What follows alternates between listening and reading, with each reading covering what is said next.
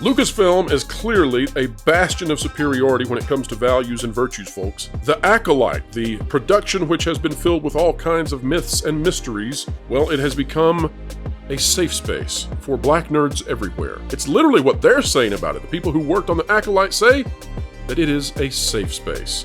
Thank goodness, because they finally needed one in a galaxy far, far away.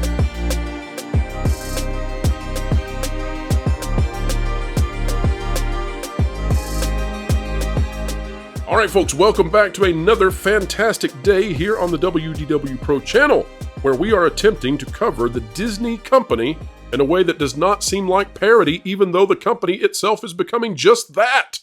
One thing that's not a parody, though, we need you to click that like button, share, subscribe, and when you click it, you stick it to the algorithms. It is indeed the notification bell. When it comes to the Acolyte, you may have heard many things. One thing you probably had not heard is that it was a safe space for minority celebrities. Those who are making many dollars more than you, but still need a place to escape that is not atop their diamond-encrusted swimming pool or their mahogany toilet seat. Well, we had a big conversation about that with one, Eric July, and the Rippaverse crew, and you do not want to miss a second of it. Hang on, folks. Let's dive in right now. Let's begin with this article out of comicbook.com, and it is by Jamie Jirak. Folks, you are not going to believe what we have here. Star Wars, the Acolyte cast praised the inclusivity of the new series. You know it's juicy when that's not even close to as good as it gets. Here's what it says. There are a lot of Star Wars projects to look forward to from Disney Plus, including the Acolyte. The new series is expected to be a mystery thriller that is set at the end of the High Republic, roughly a full century before the events of Star Wars The Phantom Menace, and will be entranced in a world of shadowy secrets and emerging dark side powers not seen since the office of one Harvey Weinstein. Bro, you can't say that. The Acolyte is set to star Amanda Stenberg, Lee Jung-jae, Manny Jacinto, and Muchos Mas. Here's what we got, though. This is the fantastic part, folks, you've been waiting on. You see the progress that Star Wars is making across the board in all of the streaming series, Stenberg shared, noting the difficulty minority fans and actors have endured. By the way, folks, when it says the progress Star Wars is making in streaming series, what they're really not talking about here is growth in audience. That's not what they're talking about, and how dare you assume it. When it comes to the world of fantasy and sci-fi in general, it hasn't felt like a safe space always for people of color, Steinberg explained. And it's been a world that I've always loved deeply and been invested in. So to be in any way, shape, or form part of the wave that is ushering in inclusion and safety for black nerds, it's my dream come true. Turner also spoke to EW about inclusivity in the upcoming series, saying it was definitely something I noticed and was really excited about, and was one of the reasons that I chose to step into the world. He said that was definitely a conversation we've had on set. It's really refreshing to walk onto a set as diverse as this one in every sense. We've all come from different corners of the world, and it's really great to get so many different people from different backgrounds to create this thing together. If only they could do that with an audience. All right, let's go to the panel, though. I have to say that I did not foresee the Acolyte being pitched, marketed for Disney Plus following the demise of Indiana Jones: The Dial of Destiny as a safe space for black nerds. And, you know, take that, Lando, take that, all the other characters out there who have not been necessarily white and male. None of them count, because here we are today. And the other interesting thing about this, too, is this is all being headed up by the personal assistant to Harvey Weinstein. I'm not sure that's the individual that I would choose as my crusader leading the charge into battle for all of the virtues of this world. I just don't see how any of that's congruent. Eric, I'll turn it over to you first. Are you exceedingly happy now that you finally have a Star Wars face? Eric, listen, I can see the tears in your eyes. Do you feel safe now as a black man just wanting to enjoy the Millennium Falcon, not Falcon? I listened to Lando. He said it. Do you feel safe finally? Oh, man. These guys are unbelievable, man. And how they can double and triple and quadruple down on the same nonsensical, terrible ideas that have not worked. There's no audience. They don't have the capital if there is an audience. And they're still going in on this whole diversity and inclusivity thing. And like, I admire the only thing that's creative about them is their ability to be able to just make stuff up and act as if at no point, I guess, what Star Wars as a brand or fandom was not welcoming of black people. Nobody believes that. And the reason being is these guys don't actually have a struggle. These modern creatives have nothing that they could point to that they feel like they're a part of. So they have to create these dragons to slay because they want to feel like they are some, I don't know, leader or of some sort of civil rights. And this is why they act as if they're like breaking ground by being diverse or whatever nonsense it is that they're talking about. But I just like I say, Eric, it's let me follow up. This is a location of hard hitting journalism, sir. unbelievable, these guys. Now, so you're telling me that in all of your wisdom and all of your time working now with the media, you are the media now, clearly. I mean, you have defeated the media. That makes you the media.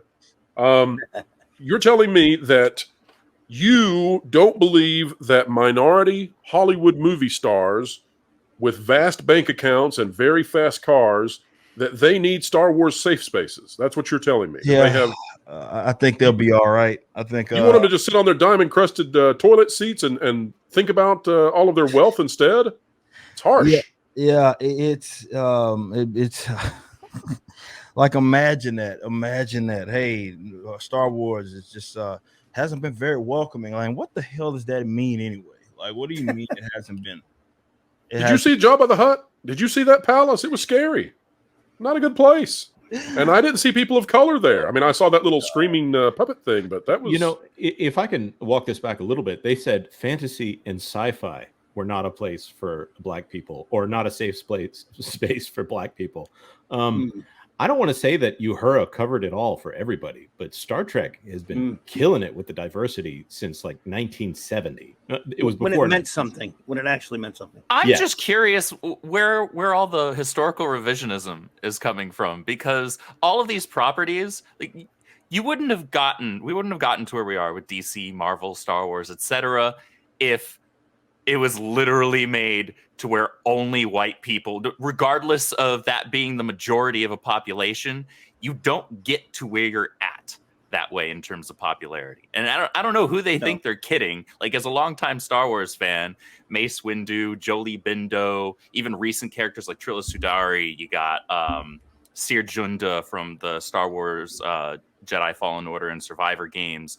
You got Lando, Calrissian, all of these characters, and there's a ton more if you go into the EU. Like, why are you just making things up? I don't know what is going through your mind and who you think you're getting one over on. Well, Kara looks like she knows the answer to this. And Jonas, thank you for extending this out to include not only Star Wars but fantasy. That's what they wanted to do. Kara, I've seen the Rings of Power. Clearly, it was not diverse enough. Are you thankful that the Acolyte is going to come and fix that problem for us and really, finally give us just, at least one or two characters who are not straight white males? All that female representation that I've never seen before. Never once in entertainment history have I ever seen a show that's just ladies. That's just what I wanted. No, well, that's funny, not what I want. funny you should say that. Funny you should say that, Kara, because here are some more additional quotes out of The Acolyte, which is aiming to be released early next year. Charlie Barnett added, "I don't think I could have ever imagined myself as a Jedi because I was not reflected for so many times throughout these films in the past. So to see such a diverse group now, I think it's going to be really impactful.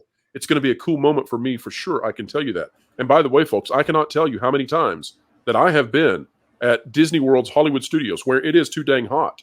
But I can't tell you how many times I've been there and watched a little Guatemalan child, lightsaber in hand, prepare to go up on the stage to fight Darth Vader and be turned away because, I'm sorry, there aren't Guatemalan Jedi." No. Manny Jacinto said, "If I'm being candid, this is the first time you're getting to see an Asian Jedi. It's a pretty big responsibility. Getting to see Li Shungjie inspire a new generation of Asian kids to light up the lightsaber, it's pretty incredible." And then finally, the coup de grace here says, "I also really love that our show was much more woman-centered than what I had previously seen in the Star Wars world," Turner Smith added. Folks, I'm Being sorry. woman-centered does not mean it's going to be good. Oh, Yes, and my here's the goodness. thing. How much more woman-centered can Star Wars become? It's only been woman-centered for the past 6 years. Well, Rey's already all of the Jedi. She's all of the Jedi. They're That's all a women really good now. point. And does that And- make her a they them? So look, you I got think it all your does. bases covered. What You- is a Rey? Let's just point out A poorly Donnie written Yen character. was fantastic in Rogue One. Like, he was literally the best part of that movie. It was the only character that I cared for in that movie. Yeah. And let me also point out that they were very much pandering to the Asian markets there when they did that. So I think what they're saying is, oh, no, we're only targeting this at Asian Americans and not Asians in general, because they can't even remember how many years ago was that for Rogue One? Oh, 5? They can't Yeah, even maybe see past 5 or the end of their 6. noses. Yeah. 2017 or whatever it was. 16, 17. I don't know. Knowledge is offensive to these people, and that's really the thing about safe spaces. If you can bring up a fact that is offensive, they hate you. Lauren, what do you make of this news that the Acolyte will be more female-centric than any Star Wars thing we've seen so far? And that is including, by the way, the Ahsoka trailer where nary a man shall be found. It sounds to me like they've discovered Risa from Star Trek. I think that they're just they're going to continue to push the envelope as far as they possibly can. It sounds like Ryza, but a Ryza where all the women hate you. Yeah, that's a good point. Yeah. Yeah, Upriser.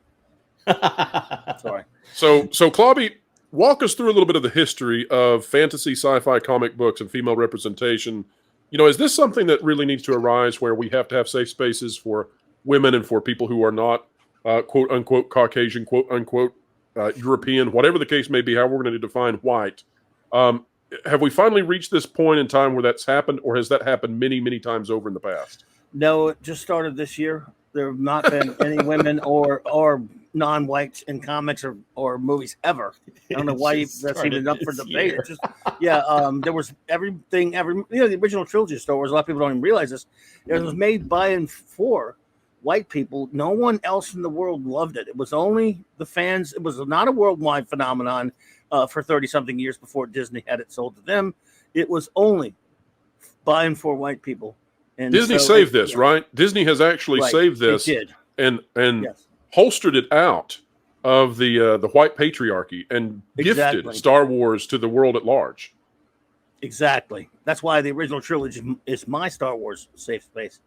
But comics, as someone had mentioned earlier, I think Andrew mentioned earlier, Uhura on Star Trek. Of course, many, not only Star Trek and things like that, many other comics over the years, and it was tough. It was not easy throughout the Silver Age and Bronze Age, of course, becoming very, very, I almost hate to use the word now because it's been sullied by these people, but diverse.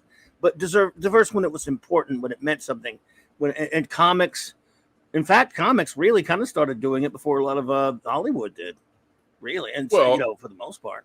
And it needs to be said, Clauby, that when they talk about diversity, they're talking about diversity of immutable attributes, right? They're talking about the color of one's skin. They're talking about the origins of one's ancestors. They are not talking about the diversity of thought, opinion, creativity, etc. That is not allowed. That is a big faux pas. Do not go there. Indeed. That's nope. Only outward appearances and shallowness, basically, yes, because that's what we're all about these days, right? Mephitic Miasma for $5. Do we really trust Leslie Headland to make a safe space for anyone besides a certain white, I'm going to say whale? Well, of all the people in the world who could lead this crusade, I congratulate them on picking Harvey Weinstein's assistant. Oh, yeah. That takes some chutzpah. If there's anyone that can protect someone, I do believe it's Leslie. Bold strategy, Con. Enrique Vasquez for $5. Let's see how it doesn't work out for him. I love this comment. The funny thing here is if you took 100 people, right, and you listed out all of the prior work experience of 100 people, and you were like, okay, well, this is Mr. Jones. He was a fireman. This is Mrs. Villanueva. She was a school teacher, 5th grade, and then you got over to Leslie Headland and said, she's a former personal assistant to Harvey Weinstein. At the end of the list of 100 people, you said, all right, which one of these people should we eliminate as someone to carry forth the virtues of society? There was nobody who would ever say, keep Leslie. She belongs here. And that's a wrap for the conversation today, ladies and gentlemen. Can you believe it? The Acolyte, a safe space I can't believe they need one in a galaxy far, far away. All right, folks, click the like button, share, subscribe, and wherever you are, whatever you're doing, keep learning, keep growing, and keep having fun.